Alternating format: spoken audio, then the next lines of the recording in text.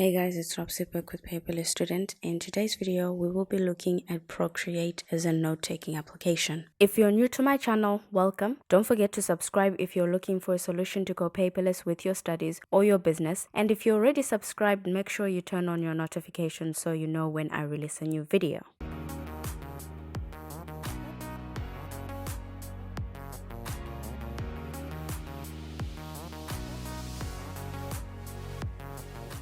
In the video I did on the top 15 handwriting note-taking applications for the iPad, most of you guys were mostly interested in Procreate as a note-taking application, so I thought we should talk about that. It is very important to note that Procreate is primarily a drawing application. That said, if you're going to use it as your primary note-taking application, there are a lot of challenges you will face. But if you like the application and you like how your notes look in the application, you will not mind the pains that come with creating notes in this application. For those of you wondering how I use the application personally, I trace all my diagrams in it, and if you want to see how I do that, I will link the video in the description down below. First of all, the organization in the application is terrible. We are accustomed to note-taking applications having folders. This app has none of that. In Procreate, you can stack your pages,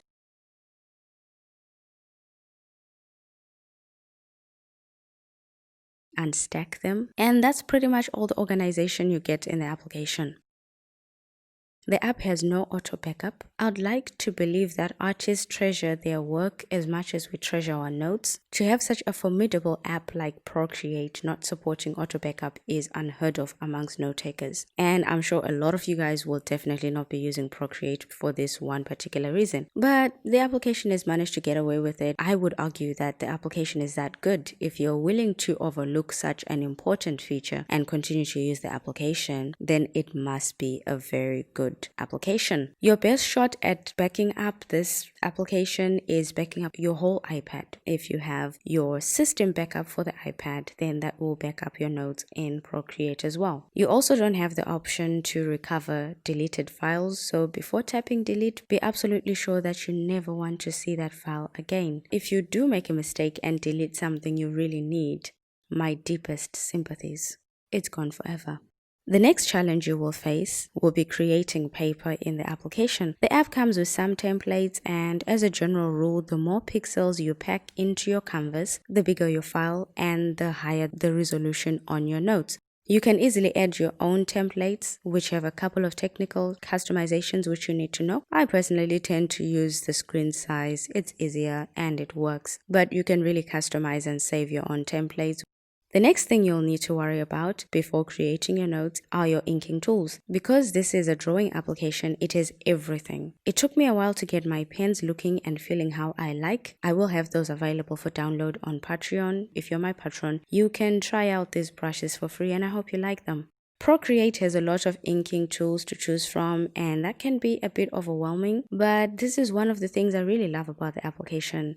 In this app, with some level of determination, anyone can get the perfect pen they need to create amazing notes. It takes time, and it will probably take you a while for you to learn and understand how they customize the features for different pens in this application. But once you've got that figured out, you are good to go. You can also get the perfect colors you want, as well as create as many palettes as you need for different things that you do in the application. Not that that's something necessary for note-taking, but if you are meticulous about your colors, you will love this feature. My pens are already set, so I'll go ahead and get my page ready for taking notes. You can import PNG paper templates if you prefer your notes on ruled, squared, or dotted paper. Personally, for me, it makes no difference really. I don't mind my notes being on plain or blank paper, but I cannot write in straight lines without some sort of guidance. So that is why I turn on my drawing guide and I edit it. I use grids most of the time when I'm writing, so I will change the spacing on my grid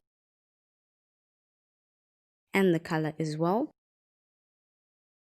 I can also customize the thickness on my grid lines. Every time you have a new page that you want to create notes in, you will have to go through this process every single time. Almost everything done in this application is manual. Perhaps artists need that amount of precision for every piece they create, but I would argue that some presets wouldn't hurt. once you've managed to get through that painful procedure of getting started, and you've done it a couple of times, it becomes much easier to get started in this application. You will become used to it and it almost becomes automatic. So it won't really take you as much time as it does the first time you do it. I like the layers in the application because creating diagrams is a breeze. And if I'm not creating my diagrams from scratch within the application, I can easily resize and orient my diagrams much easily if they are on a different layer. Of course, you can always merge the layers when you're done to make sure that your diagram becomes fixed on a certain part on the page. Writing in the application feels great. Of course, that's if you're using the right tools for you, customized to the right specifications.